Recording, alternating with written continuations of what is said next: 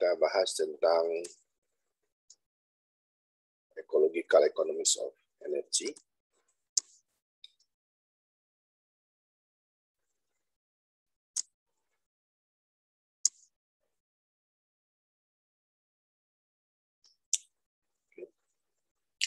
Nah, ini bagaimana usaha untuk berpindah dari energi fosil ke energi baru terbarukan. Nah, katanya apakah renewable energy bisa menyediakan penyelesaian terhadap perubahan iklim? Long-term link between economic growth and carbon emissions. Nah, banyak kakak-kakak kelas kalian sudah meneliti ini tentang bagaimana pertumbuhan ekonomi dan kaitannya dengan emisi karbon. Ya, ini dikenal dengan Kuznets itu. Oke, kurva Kuznets. Ya, bagi negara yang maju, ya, negara maju, dulu mereka mengalami pertumbuhan ekonomi yang tinggi, diikuti dengan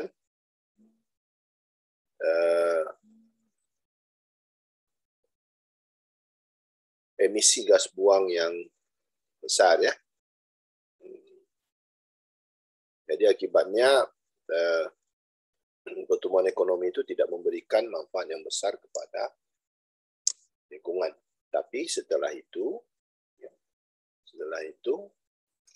ekonomi tumbuh, tetapi karbon emisinya menurun. Kenapa?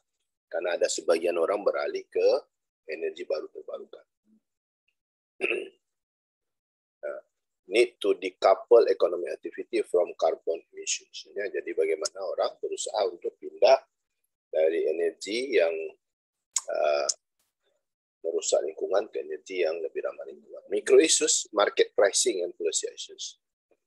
Isu kecilnya adalah bagaimana menentukan harga dan kebijakan sehingga bisa mempercepat transisi dari energi fosil ke energi baru terbarukan. Makro isusnya apa? An end to growth, a new kind of energy economy, or both. Ya, jadi apakah kita menghentikan pertumbuhan, ya, atau kita mencari energi baru yang bisa mendorong pertumbuhan ekonomi. Ya, pada saat yang bersamaan, kita bisa mencapai keselamatan lingkungan. Ya. Jadi dua-duanya bisa tercapai. Nah, ini keadaan kita sekarang, ya. Ini saya harus jelaskan kepada kalian bahwa Singapura sekarang mengalami krisis listrik yang luar biasa. Ya, beberapa perusahaannya itu keluar karena dia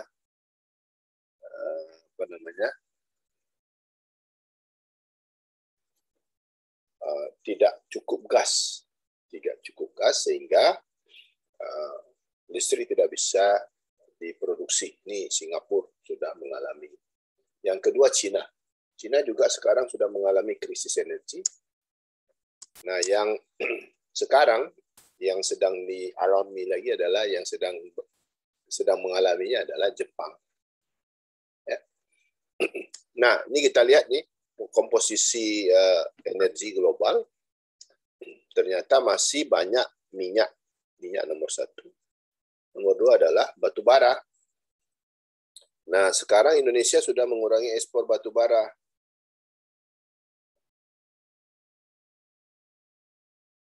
Nah, jadi negara-negara yang biasa mengimpor batu bara dari kita itu mengalami kekurangan pasokan.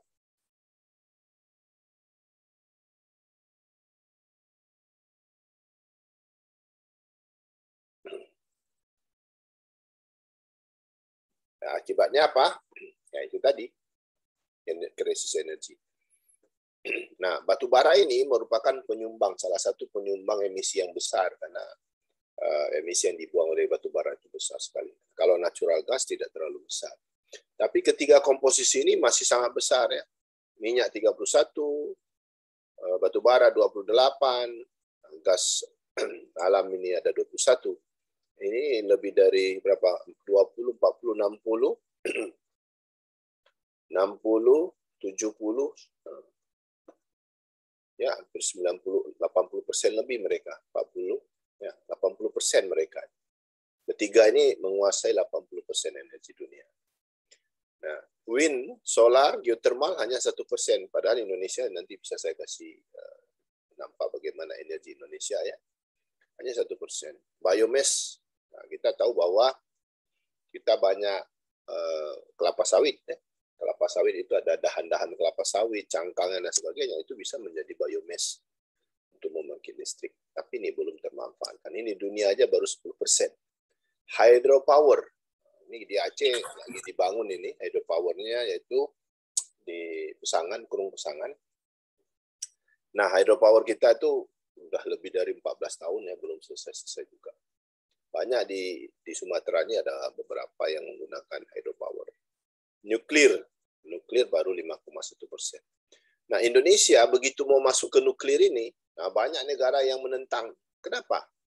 Kalau Indonesia masuk ke nuklir, maka Indonesia pindah dari negara yang berkembang langsung melesat menjadi negara maju. Kenapa? Karena nuklir itu energi yang paling murah. Ya, sangat murah, hampir gratis, almost free. Ini negara lain tidak mau kita punya energi nuklir dengan banyak alasan dan sebagainya. Jadi kalau kita masuk ke energi nuklir Indonesia sudah berapa puluh tahun ini mau berencana menyediakan pembangkit listrik tenaga nuklir. Nah, terakhir itu sebelum pindah ke Kalimantan, Bangka Belitung bersedia menjadi tempat penyediaan nuklir, tapi akhirnya tidak jadi, pindah lagi ke Kalimantan. Ya, sebelumnya di Jawa juga diprotes ini. Nah, ini kondisi ya, kondisi dunia. Nah, kita lihat bagaimana ketersediaan energi baru terbarukan di dunia ini. Wind tidak semua ya. Ini angin ini persoalan angin ini bukan hanya kuat, tetapi dia konstan. Itu persoalannya. Ya. Kalau sekedar kuat tapi tidak konstan, tidak bisa pakai juga. Ada berapa? 1.700 triliun watt ya, secara dunia ya, keseluruhannya. Availability, nah, ini dalam ini tersedianya menurut location ya, yang bisa dikembangkan 40 sampai 85 triliun watt. Wave, ya kita banyak nih wave ini. Kenapa? Karena kita wilayah kepulauan ya, wilayah kepulauan dikelilingi yang tidak ada laut di Aceh itu cuma 5. Benar Meriah, Aceh Tengah, Gayo Luwes, Aceh Tenggara, Subulu Salam. Selain itu semuanya punya laut. Artinya ada potensi untuk mengembangkan energi gelombang ini. Di laut ini bukan hanya gelombang ya, ada ocean thermal energi dan sebagainya ya. Pasang surut, pasang lain. Geothermal. Nah, geothermal itu ada 45 triliun. Di tempat kita juga banyak. Nanti saya kasih nampak datanya. Hydroelectric. Hydroelectric itu ada 1,9 triliun. Nah, kita juga banyak nih hydroelectric ini. Tapi ya pengembangannya masih lamban ya karena itu energinya mahal. Tidal ini laut juga ya. Gelombang ya. Tidal itu bisa arus dan sebagainya. Solar. Nah, ini kita di tempat kita nih lamban sekali solar ini. Dulu dilarang kita pakai solar. Saya pasang di rumah susah sekali izinnya. Nah, sekarang sudah ada peraturan baru, silakan mau pasang solar fotovoltaik ya di rumah. Ada 6.500 triliun watt atau yang sudah di kemungkinan untuk dikembangkan sekitar 340 triliun watt.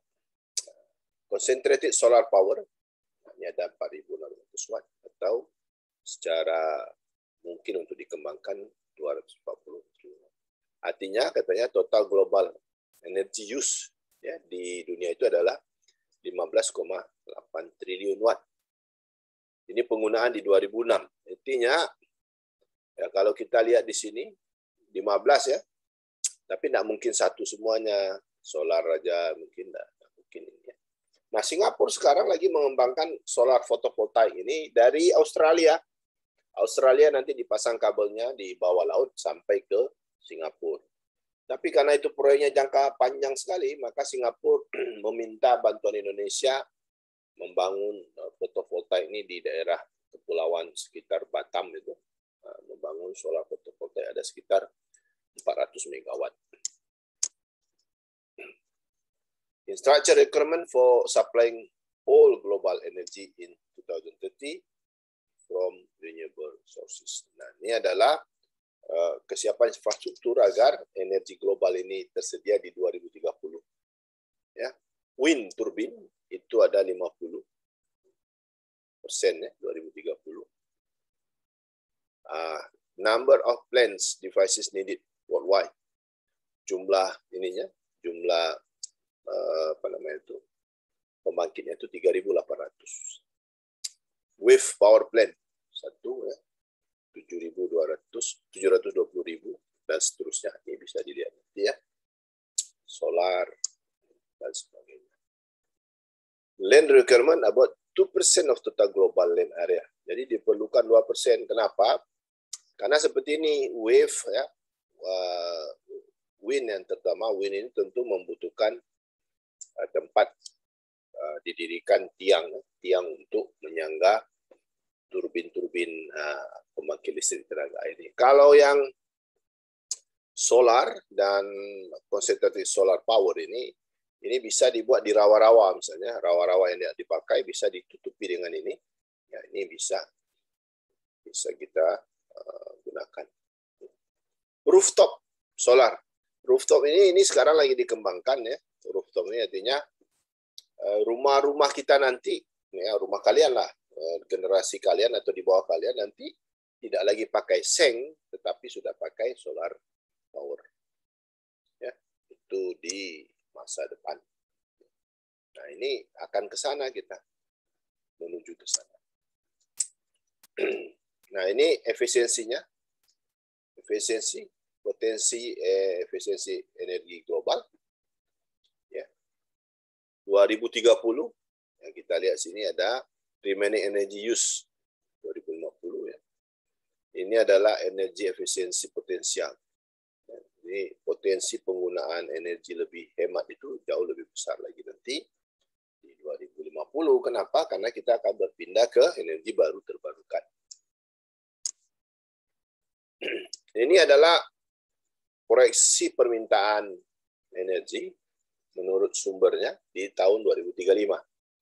Ya, minyak 28% turun ya, coal 29%, natural gas 22%, nuklir tadi kalau hanya 5% jadi 6%, hydropower naik dari 3%, non-hydro renewable energy 12%. Nah, tapi kalau kita mengambil kebijakan yang lebih ekstrim ya, artinya kita berusaha untuk pindah dengan cepat, maka perubahannya akan lebih besar lagi. Di sini kalau tadi 28%, minyak tinggal 26%. Ya, batu bara dari 29 tinggal 17. Natural gas dari 22 tinggal 20%. Nuklir naik dari 6% menjadi 11%, hydropower jadi tetap 3%. Tapi ada non-hydropower yang naik menjadi 23%. Nah, ini kalau skenarionya berusaha untuk mengurangi global emission. Nah, yang saya share tadi itu adalah pertemuan PBB tentang masalah global climate change. Maka kita ini beralih nih, yang ini ya, oil, coal, natural gas, itu semuanya adalah fossil fuel. Ini adalah fossil fuel. Nah, kita beralih ke non-fossil fuel. Oke, sebagai informasi ya, Indonesia sudah membuat kebijakan 2030 itu sepeda motor tidak ada lagi yang menggunakan bahan bakar, tidak dijual lagi. 2030 berarti tinggal 9 tahun lagi ya. Tidak sampai 9 tahun lagi lah, 9 tahunan lagi. Sepeda motor itu tidak dijual lagi yang berbahan bakar fosil. Ya, semuanya menggunakan bahan bakar non-fosil. 2040 Ya, 2040 berarti sekitar 19 tahun lagi, mobil berbahan bakar fosil juga tidak dijual. Jadi sepeda motor 2030, mobil 2040. Dan tidak lama lagi, sekarang sudah mulai banyak perusahaan-perusahaan mobil dunia yang menjual mobil listrik. Nah, ini kalau kalian punya uang, ya punya uang nih, mau jadi bisnismen ya, punya uang, punya lahan sedikit ya. Nah, kalian jangan buka SPBU lagi, SPBU akan tutup. Buka apa? Kalian buka di atasnya kafe, ya di bawahnya itu adalah tempat cas mobil, motor, ya. Jadi kita dapat dua manfaat, ya kafenya laku, kita bisa juga menjual listrik untuk orang yang cas. Jadi dia ya yang cantik lah buatnya, masa orang ekonomi jualan jelek-jelek, cantik lah, ya. Ya biar orang selera datang tempat kita, dia buat kafe yang bagus. Dia udah mulai pikirkan sekarang nih, karena 2030 sepeda motor nggak ada lagi yang menjual bensin. Ya, semuanya sudah masuk ke listrik. 2040 sudah mobil listrik. Jadi kalian buat kafe yang cantik, di atasnya, di bawahnya tempat cas mobil atau cas motor, sepeda motor. Nah, paham kan? Nah, ini salah satu bentuk peluang bisnis bagi anak-anak muda seperti kalian. Ya, nah, ini banyak sekali peluang untuk membuat tempat cas kendaraan bermotor sekaligus untuk jual makanan dan sebagainya. Tapi tempatnya nyaman lah, toiletnya bersih, ya makanannya enak, ya nggak apa-apa orang bayar mahal nggak apa-apa kalau makanannya enak. Tapi makanannya udah nggak enak, mahal lagi ya itu disumpah orang kita. Ya nggak apa-apa kita jual mahal, orang dapat servis ya. Oke, kita lanjut. Nah, kita lihat ini perkembangan solar power ini dengan wind power installations. Nah, ini solar powernya agak lamban ya, tapi windnya tuh cepat ya, nah, sangat cepat. Ini berapa gigawatt nih? Sekitar 300 gigawatt. Levelized cost of electricity for new generations. Nah, ini kita lihat berapa biaya untuk membangun listrik. Kita lihat ini. Solar power itu sekitar 125 dolar per megawatt hours. Kalau solar thermal electricity itu lebih mahal lagi, hampir 250.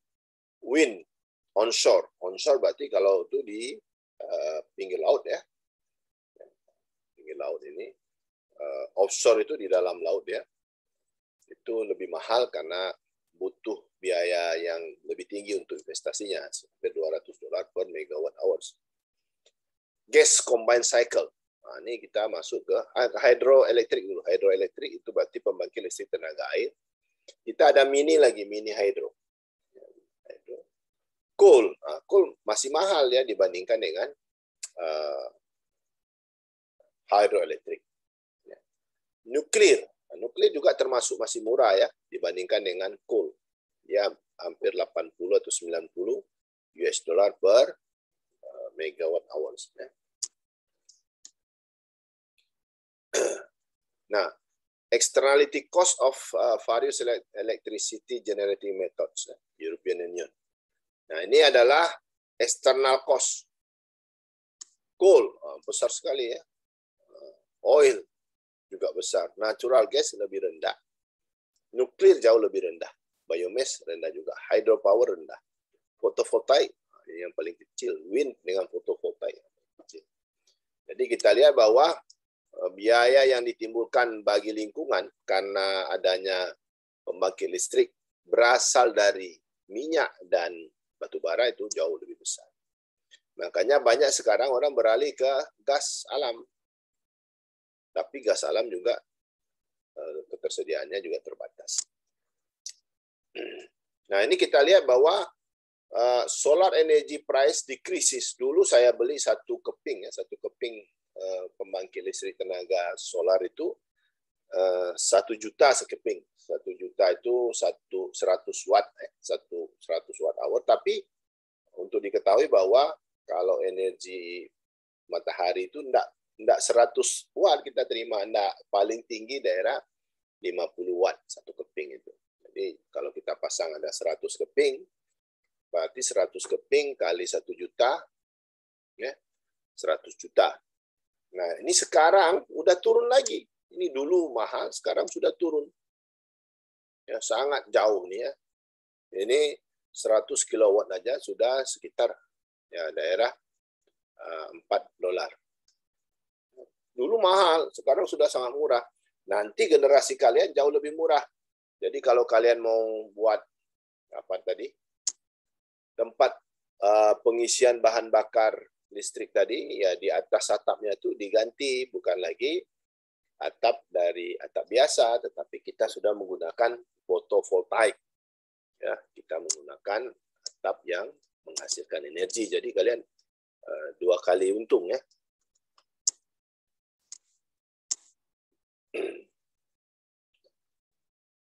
Nah, ini proyeksi ke depan bahwa di 2040 jauh lebih turun lagi harganya. Ya, 2040 tidak lama lagi ya. Nanti sudah semakin banyak orang akan menggunakan pembangkit listrik tenaga matahari ini. Jadi kita lihat residential scale ini jauh lebih murah, sama dengan di bawah dari komersial. Kalau komersial itu di industri dan bisnis ya. Nah ini kita lihat juga nih blended, berarti campuran ya antara solar. Ya, ini makin turun ya. Jadi kita lihat ini yang biru ini adalah pemasangan ya. Ya. Solar price ini yang kuning ini itu juga turun. Ya makin lama makin murah ya.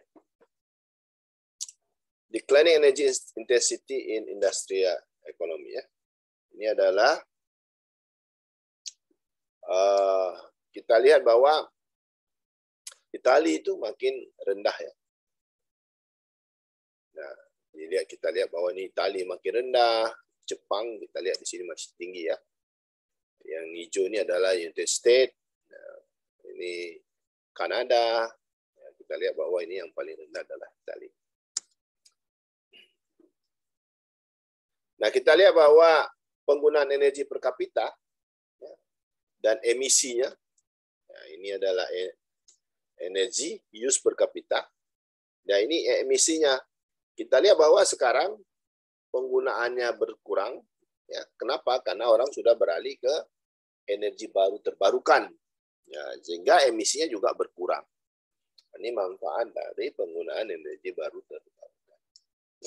Ini adalah skenario seperti sekarang ini, dikenal dengan business as usual, bahwa 2035 ini bagaimana kita menaikkan penggunaan energi baru terbarukan. Ya, dari 10 unit naik menjadi 20 unit. Ya, pertumbuhan per tahun itu diperkirakan 1%. Nah, ini berarti carbon base-nya dari 90 menjadi 100. Ini kalau kita business as usual. Tetapi kita lebih menginginkan dengan skenario yang lebih kuat lagi ya. Nah, ini dia. Kalau skenario kita lebih besar lagi, maka kita turun ya. Dari 100 unit menjadi 80 unit. Maka kita menurunkan karbon dari 90 menjadi 60.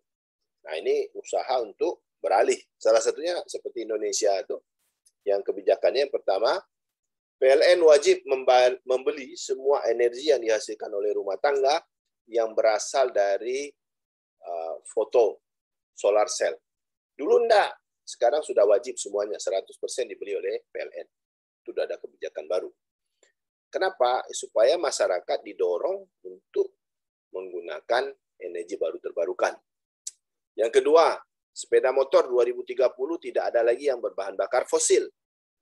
Yang ketiga, mobil 2040 tidak ada lagi yang berbahan bakar fosil. Nah, ini skenarionya itu sama dengan skenario ini. Artinya kita pindah dari energi fosil ke energi baru terbarukan. Nah, ini kita lihat emisi Amerika ya. Turun ya. Ini kita yang saya katakan tadi bahwa ini seperti Kuznets ya. Kurva Kuznets di awal-awal emisi gas buangnya naik, tetapi makin hari emisi gas buangnya makin turun. Ya. Jadi besar sekali Amerika ini termasuk negara yang sangat besar menghasilkan emisi gas buang. Karena negaranya besar, perekonomian besar, tentu dia menghasilkan emisi gas buang. Tetapi ini makin turun. Kalau kita lihat di 2006, itu hampir 6 billion metrik ton. Nah, turun menjadi 5.300. Ini jauh turunnya. Nah, ini kita lihat emisinya. Ya, bahwa mengalami penurunan. Ya. Kalau kita lihat makin lama, emisi itu makin mengalami penurunan. Nah, ini carbon intensity, turun dia ya. Energy intensity per kapita outputnya. Ya, populations. Jadi katanya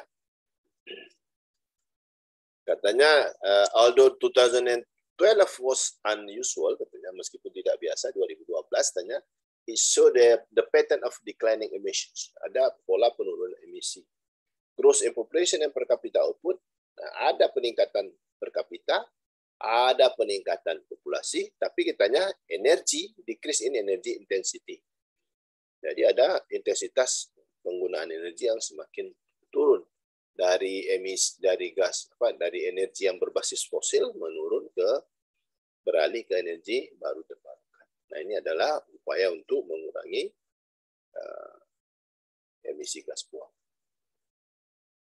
Nah, kita lihat nih, a good trend but needs continuing, ya, bahwa ada tren yang bagus, tetapi perlu diberikan usaha yang lebih kuat lagi agar energi ini makin beralih ke energi baru terbarukan. Nah, ini kita lihat bagaimana public energy research and development investment, bahwa negara-negara maju kita lihat yang paling banyak menggunakan uang untuk melakukan penelitian. Itu siapa? Amerika.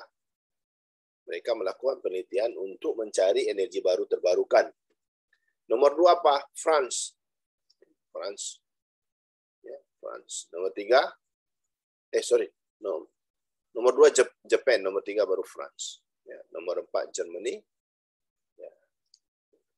United Kingdom termasuk yang paling rendah. Banyaknya uang yang dikeluarkan untuk investasi di bidang research and development. Nah, kita lihat bagaimana kebijakan untuk energi baru terbarukan yang kita transisi. Yang pertama, subsidi reform. Yang pertama adalah pengurangan subsidi bagi energi fosil. Nah, ini ya, eliminate fossil fuel subsidies. Nah, jadi jangan heran nanti ya, ini harga bahan bakar akan naik lagi nih. Ya, diperkirakan nanti Pertamax naik, Pertalite juga lebih naik lagi. Itu adalah bentuk subsidi reform. Reformasi subsidi dari bahan bakar fosil ke non-fosil. Piggyback tax. Nah, ini sudah mulai nih. Mobil yang menghasilkan karbon tinggi dikenakan harga lebih mahal. Udah keluar undang-undangnya, undang-undang penyelarasan pajak, UPP itu, undang-undang penyelarasan pajak. Jadi mobil yang emisi gas buangnya rendah, harga jualnya lebih murah dibandingkan dengan mobil yang mengeluarkan emisi besar. Nah, ini sudah ya, tahun ini sudah kena nih. Ya, ada beberapa mobil yang harganya jauh lebih murah. Ada yang sampai 45 juta turun harga mobilnya. Nah, kemudian apa lagi? Energy research and development tadi, bahwa orang akan melakukan penelitian dan pengembangan, mencari sumber-sumber energi baru terbarukan. Oke, ini apa lagi? Subsidies, including favorable tax provisions and loan term. Nah, ini kalau kalian mau, Bank Mandiri, cuma Bank Mandiri tidak ada lagi tempat kita. Bank Mandiri itu menyediakan kredit lunak dan murah bagi orang yang mau memasang power cell di rumahnya. Jadi kalau mau, jadi ini adalah bentuk subsidi supaya orang mau memasang photocell di rumahnya. Jadi misalnya kalau rumah kita ada 10 ampere, nah 10 ampere itu kan kalau kita secara listrik itu kan ampere dikali volt kita dapatkan watt. Karena kita tahu bahwa kita 10 ampere, 220 volt berarti 2200 watt. Nah, kalau 2200 berarti kalau kita mau mau dapat uang atau enggak, yang paling tidak perlu bayar listrik, berarti kita harus pasang 4.500 watt. Nah, 4.500 berarti 45 keping. Nah, 45 keping, kita pasang 45 keping. Nah, kalau kita mau dapat uang tambahan, kita bisa pasang 100 keping. Nah, kalau 100 keping, kita gratis listrik dan kita dapat pendapatan. Nah, ini disebut dengan passive income. Kalau kita belajar di moneter ya, passive income. Ini kita bisa menerima ini. Sekarang sudah mulai nih, makanya harga panel surya itu makin murah. Renewable energy target. Nah, ini kita di Indonesia sudah mulai membuat bagaimana upaya Indonesia untuk beralih dari energi yang tidak ramah lingkungan menjadi ramah lingkungan. Ya. Jadi sudah ada targetnya tuh 2035 bagaimana, 2050 dan sebagainya. Efisiensi standar and labeling. Nah, ini sudah jalan ya, standar efisiensinya bagaimana. Ya. Labelingnya sudah mulai ya. Financing mechanism with zero upfront cost ya. Nah, ini yang saya katakan tadi bahwa bagi rumah tangga itu akan disediakan pembiayaan yang murah untuk memasang energi baru terbarukan. Oke.